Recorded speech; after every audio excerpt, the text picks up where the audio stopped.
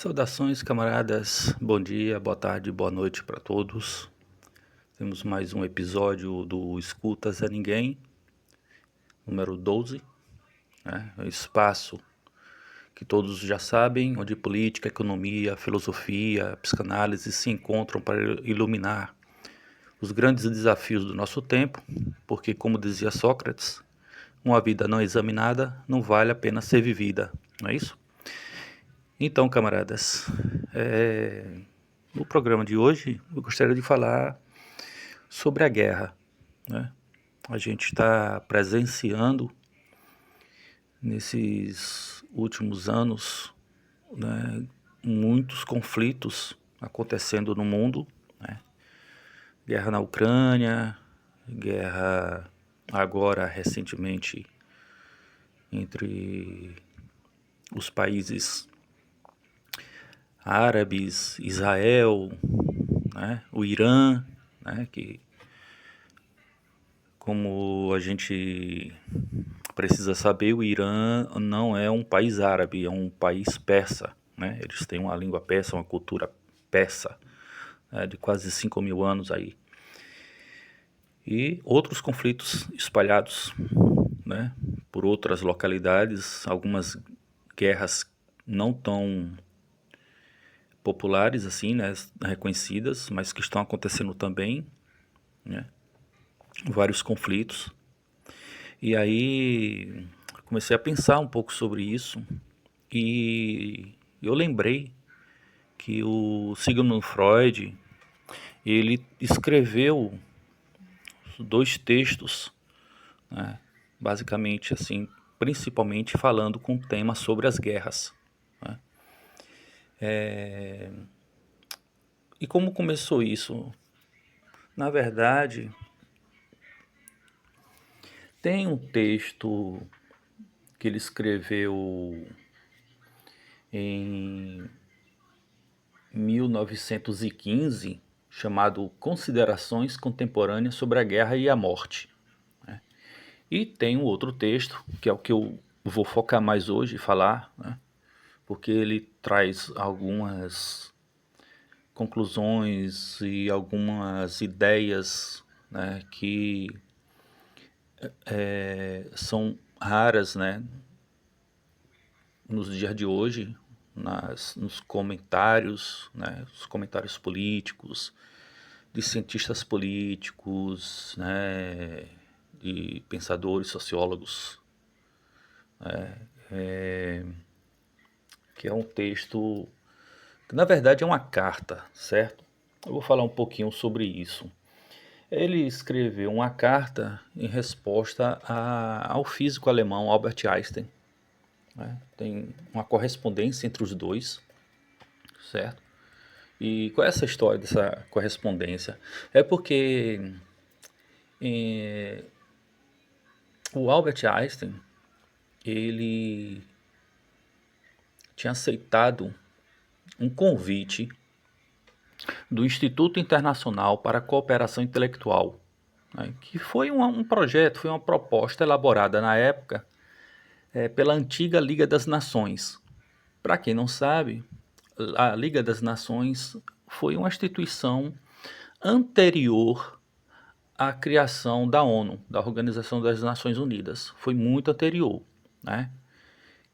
E foi por isso, essa Liga das Nações, ela tentou inclusive, né, fazer acordos entre os países e tal, mas não deu certo, né? Tanto é que depois veio a Guerra Mundial, né? Veio a Segunda Guerra Mundial e tudo mais, e hoje a ONU,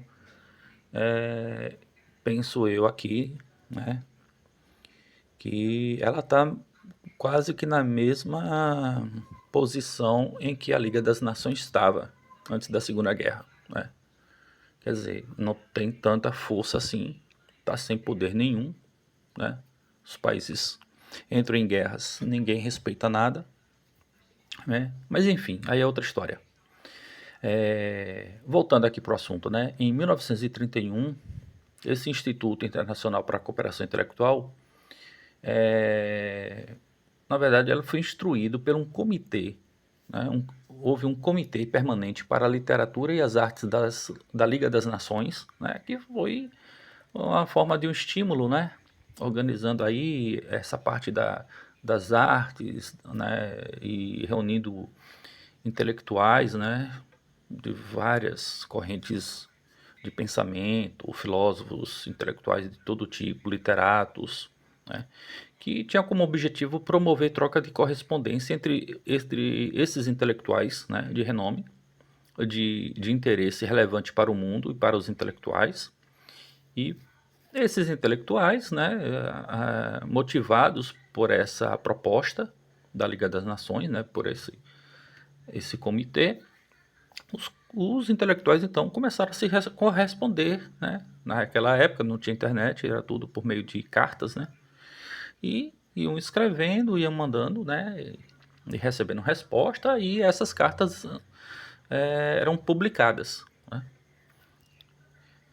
Entre os primeiros que o Instituto abordou, né, esse Instituto Internacional para a Cooperação Intelectual, foi o físico, o famoso físico Albert Einstein, né, o, o que descobriu, né, a lei da relatividade, né, que hoje é usada em várias áreas da física, né, na astronomia, né, em várias áreas nuclear e tudo mais, né, então físico relevante, né. E interessante é que o Albert Einstein, né, sugeriu, veja só, interessante, né? Sugeriu o nome de Freud, de Sigmund Freud, né? Um físico extremamente renomado, conhecido já no mundo todo, né? Então, chama Sigmund Freud para falar sobre um tema, né, que seria a guerra.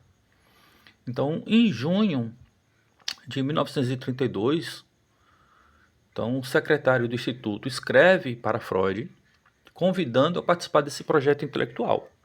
No início, o Freud ele teve uma certa resistência a participar disso, mas depois ele cedeu, né? Ele achou que era importante e tal, né? Era uma forma também de divulgar, né, o pensamento psicanalítico e tal, né?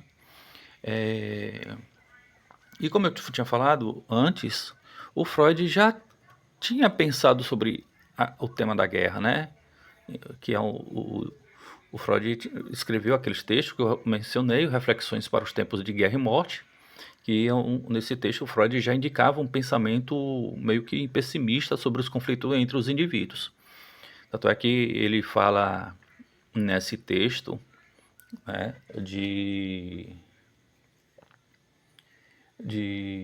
1915, ele fala o seguinte, que as guerras jamais podem cessar enquanto as nações viverem sob condições tão amplamente diferentes, enquanto o valor da vida individual for tão diversamente apreciado entre elas, e enquanto as animosidades que as dividem representem forças motrizes tão poderosas na mente. Então, o Freud já tinha mais ou menos uma ideia, né, meio pessimista, né, do porquê as guerras, né? Mas, de qualquer forma, o Albert Einstein coloca essa sugestão, coloca esse tema para o Freud falar, e o Freud corresponde, né? Então a gente vai falar um pouco sobre isso, porque eu acho que é um tema relevante, eu acho que a psicanálise tem muita coisa a falar sobre isso, né? E o Freud, ele pensa com certa propriedade, porque o Freud viveu justamente esse período da Segunda Guerra Mundial, né? A filha dele, inclusive, foi presa pela Gestapo, se eu não estou enganado, né? Foi interrogada e ele ficou com muito medo. No dia seguinte, ele pegou a família toda e saiu da Alemanha, foi para a Inglaterra, né? A Inglaterra e os Estados Unidos eram países que recebiam muito bem os intelectuais, né, de todas as áreas, não importava, não tinha esse preconceito, inclusive que algumas ciências têm hoje, né, com a psicanálise, que está muito em voga, né, dizer o que é ciência, o que não é ciência, né, mas enfim, o Freud, ele... Primeiro eu quero falar um pouco sobre a proposta do Einstein, né, a proposta não, o pensamento do Einstein, né, os questionamentos.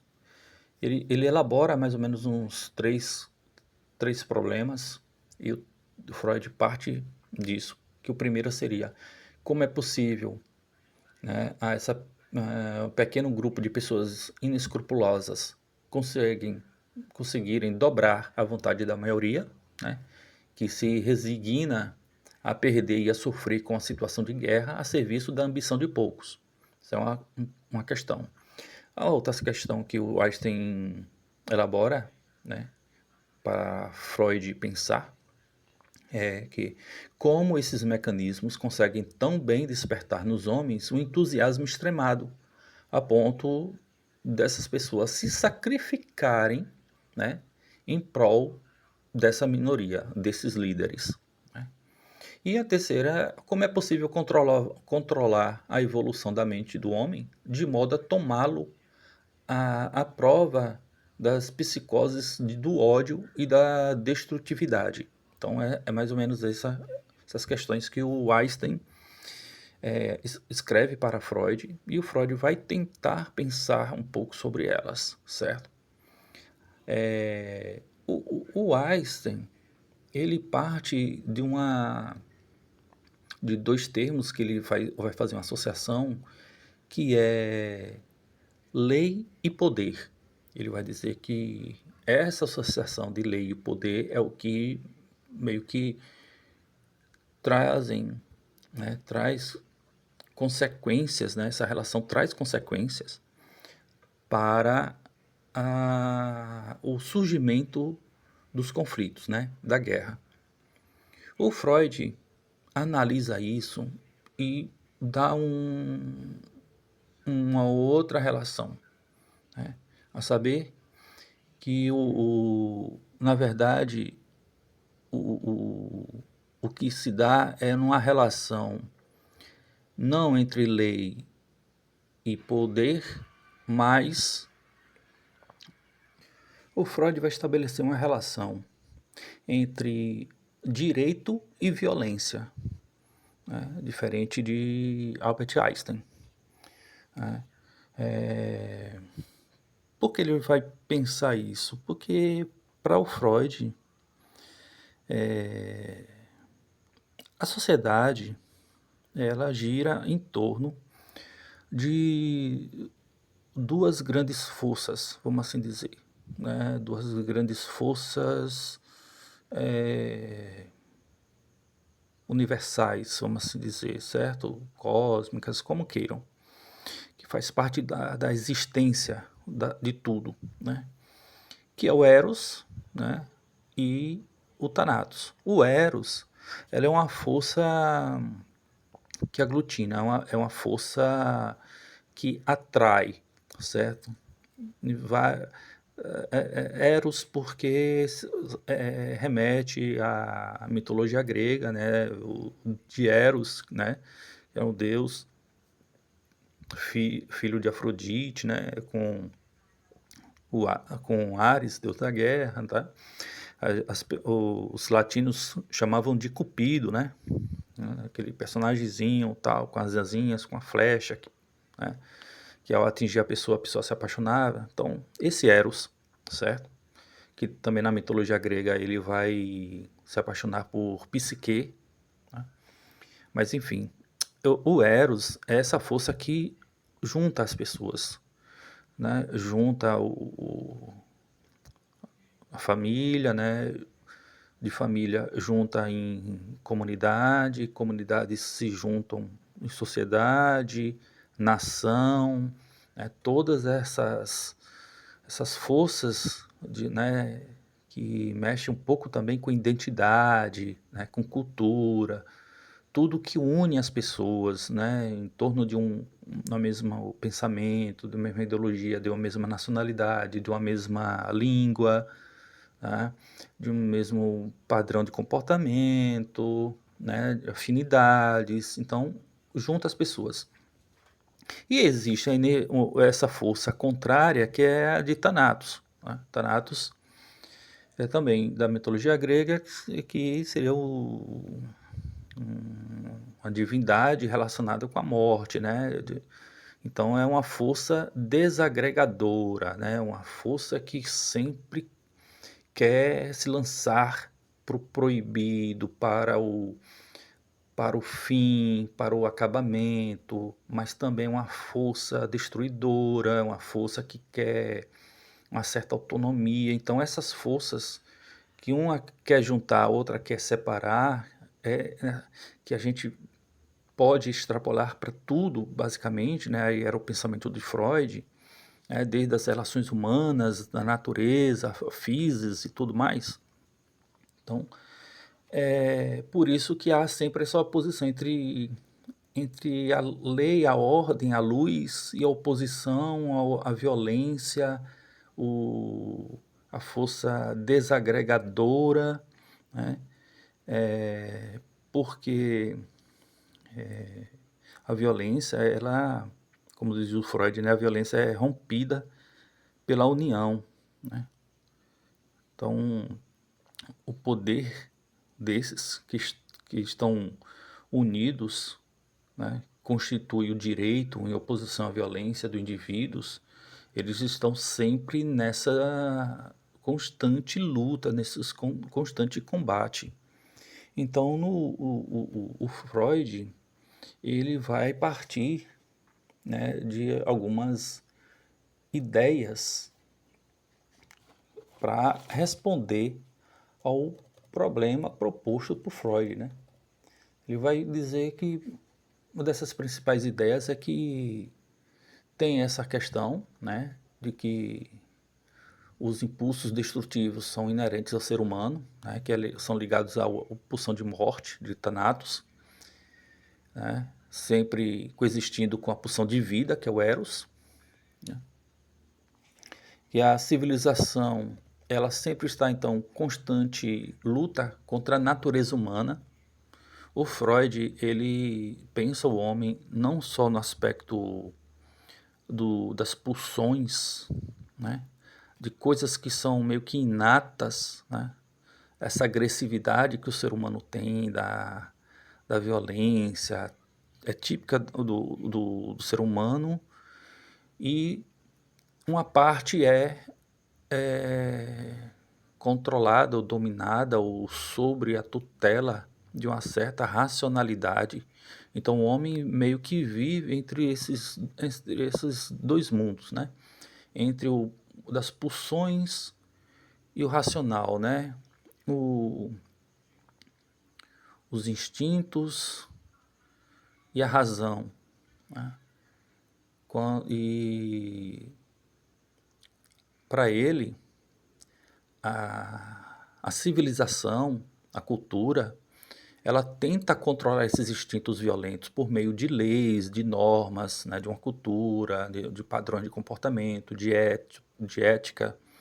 Mas esses impulsos, né, essas pulsões, elas nunca são totalmente eliminadas, né? Quando elas não são eliminadas, elas são dirigidas para outros destinos, né? Inclusive o Freud tem um livro falando isso, As Pulsões e Seus Destinos. É como essas forças libidinais, como elas não partem para o ato, elas se transfiguram, né? Elas podem ser sublimadas, né? Então essa violência, ela quando não é transformada, quando não ela é sublimada, né? Quando a cultura não consegue controlar, ela parte para o ato, né? Então vai partir para a violência, de fato.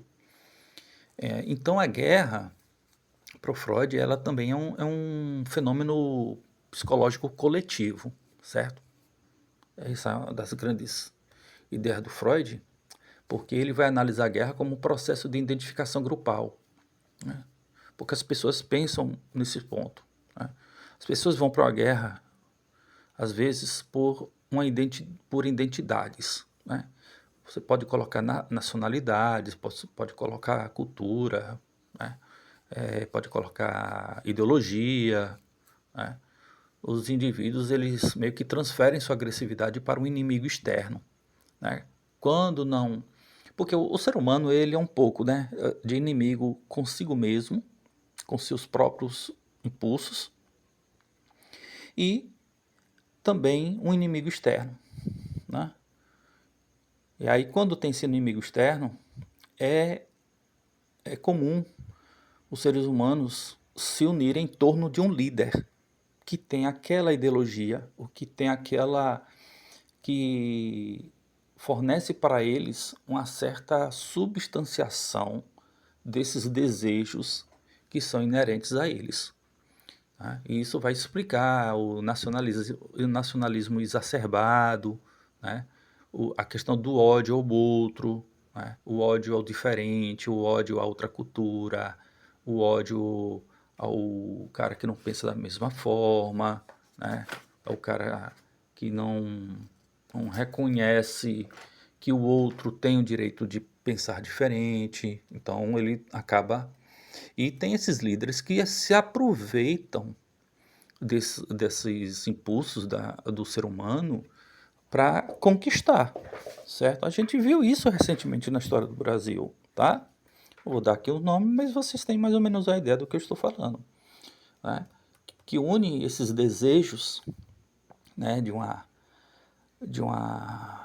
ideia também de uma raça pura, né, contra os impuros, né, dos santos contra os que não são santos, certo?